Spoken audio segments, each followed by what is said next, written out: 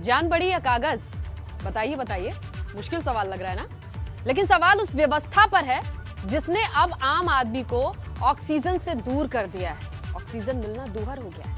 ये सवाल उन लोगों पर जिन्होंने कालाबाजारी रोकने के नाम पर ऐसे नियम बनाए जो जरूरतमंद की जिंदगी पर भारी पड़ रहे हैं, तड़प तड़प कर जान दे रहे हैं। तीमारदार एक अदद अप्रूवल के लिए डॉक्टर से लेकर प्रशासनिक अधिकारियों तक के चक्कर काट रहे हैं।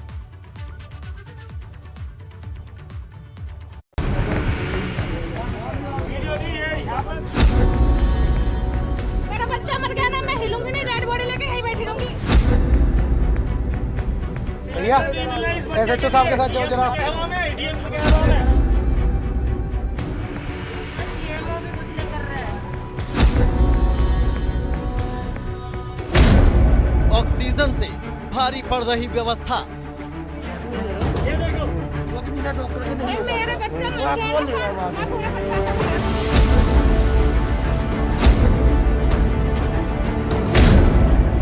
मरते इंसान से ज्यादा अप्रूवल जरूरी।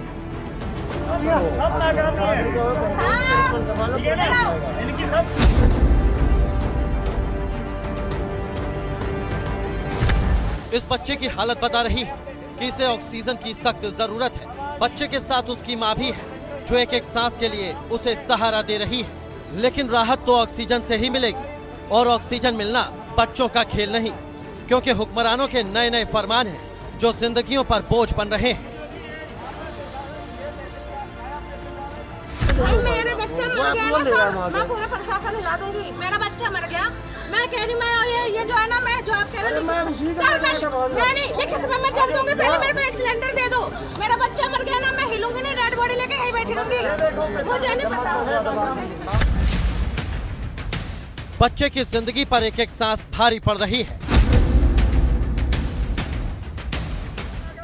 उसकी जिंदगी 2 कदम की दूरी पर है, क्योंकि ये तस्वीरें ग्रेटर नोएडा के एक ऑक्सीजन प्लांट के बाहर की है।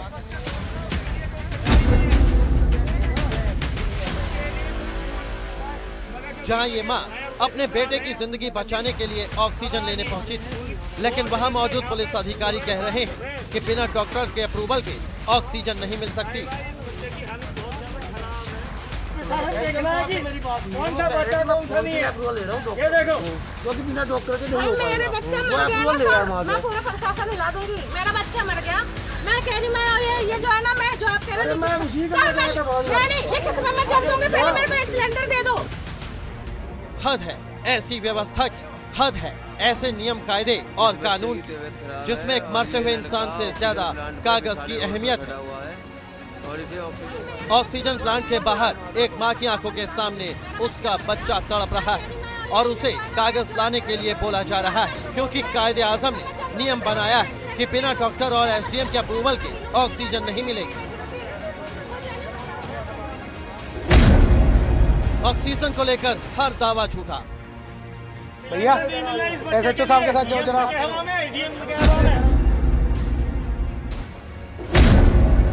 ऑक्सीजन की हर व्यवस्था लाचार। मेरा बच्चा मर गया ना, मैं हिलूंगी नहीं, डेड बॉडी लेके यहीं बैठी रहूंगी। लखनऊ दावे हैं कि प्रदेश में ऑक्सीजन की किल्लत नहीं है, लेकिन इन दावों की पोल खुद राजधानी लखनऊ में खुल रही है। लखनऊ में ऑक्सीजन के लिए मारामारी का सिलसिला थमने का नाम नहीं ले रहा है।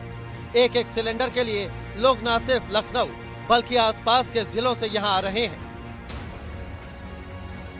ऑक्सीजन के निजी प्लांट के बाहर लोग लाइन लगाकर खड़े हैं। ये तस्वीरें सरोजनी नगर के मुरारी गैस प्लांट के बाहर की हैं। ये भीड़ उन लोगों की है जिनके अपने होम आइसोलेशन में हैं या फिर निजी डॉक्टर से इलाज करा रहे हैं। लेकिन गैस एजेंसी संचालक के मुताबिक व्यक्तिगत रूप से ऑक्सीजन सप्लाई पर रोक है।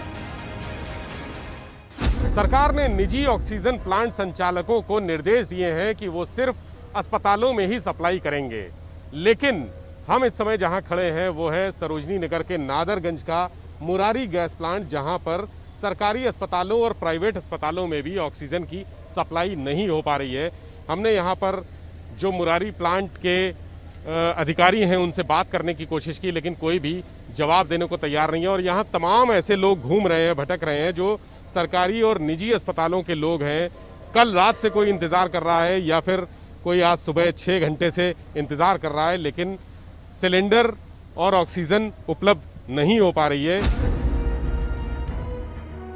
लेकिन हकीकत ये भी है कि लखनऊ में निजी और सरकारी अस्पताल के लिए ऑक्सीजन सिलेंडर लेने पहुंच रहे लोग भी भटक रहे हैं, जबकि मरीजों को ऑक्सीजन की बेहद जरूरत है।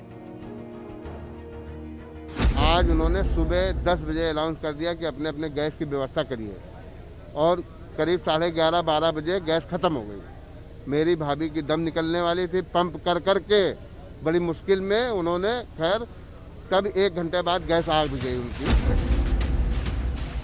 बिजनौर लोगों की ये भीड़ ऑक्सीजन प्लांट के बाहर की है, जो उन दावों की हवा निकालने के लिए काफी है जिनमें ऑक्सीजन की किल्लत को नकारा जा रहा है, क्योंकि लोगों की ये भीड़ बता रही है कि अब भी उन्हें अपनों की जिंदगी बचाने के लिए दर दर की ठोकरें खानी पड़ रही हैं, भटकना पड़ रहा है, घंटों घंटों इंतजार करना पड़ रहा है। इसके बाद भी ऑक्सीजन मिलने की उम्मीद पुख्ता नहीं होती। अस्पतालों में डॉक्टर ऑक्सीजन खत्म होने पर हाथ खड़े कर रहे हैं, इसलिए इन लोगों के लिए एक एक पल जिंदगी के लिए बेशकीमती है। तो क्या कितना लेवल ऑक्सीजन लेवल कितना है? 50 आ रहा है लगभग 50-60 के बीच में रह रहा है। तो क्या ऑक्सीजन खत्म हो गई बिल्कुल? कितनी है अभी? डॉक्टर क्या कह रहे हैं? ऑक्सीजन के लिए कहा है कि अवेलेबल करके लाओ। गाजियाबाद प्रदेश में केवल ऑक्सीजन ही नहीं बल्कि दवाओं के लिए भी मारामारी जारी है। बदहाल व्यवस्थाओं की वजह से लोग दहशत में हैं। यही वजह है कि जरूरतमंदों के अलावा ऐसे लोग भी मेडिकल स्टोर से कोरोना से बचने के लिए दवाएं इकट्ठा कर रहे हैं, जिन्हें मौजूदा वक्त में खतरा नहीं है, जिसकी वजह से बाजार से जरूरत की दवाएं भी गायब हो रही हैं और मेडिकल स्टोर के बाहर लोगों की भीड़ जुटना जारी है।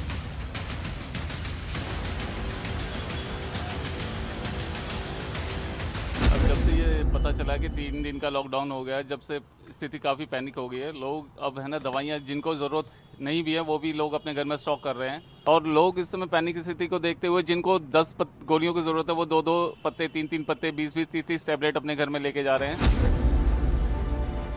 कोरोना और अव्यवस्था को लेकर लोगों की दहशत का फायदा मुनाफाखोर भी उठा रहे हैं।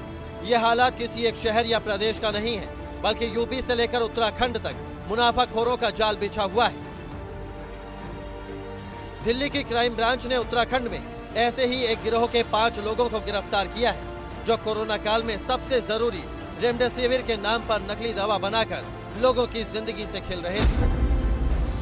दिल्ली क्राइम ब्रांच ने उत्तराखंड के कोटद्वार की एक फैक्ट्री में छापेमारी की। यहाँ रेमडेसिविर के नकली इंजेक्शन तैयार किए जा रहे थे। बड़ी तादाद में नकली इंजेक्शन, पैकिंग डिब्बे और मशीन बरामद की गई है। पुलिस टीम ये पता लगा रही है कि इस गैंग में और कितने लोग शामिल हैं।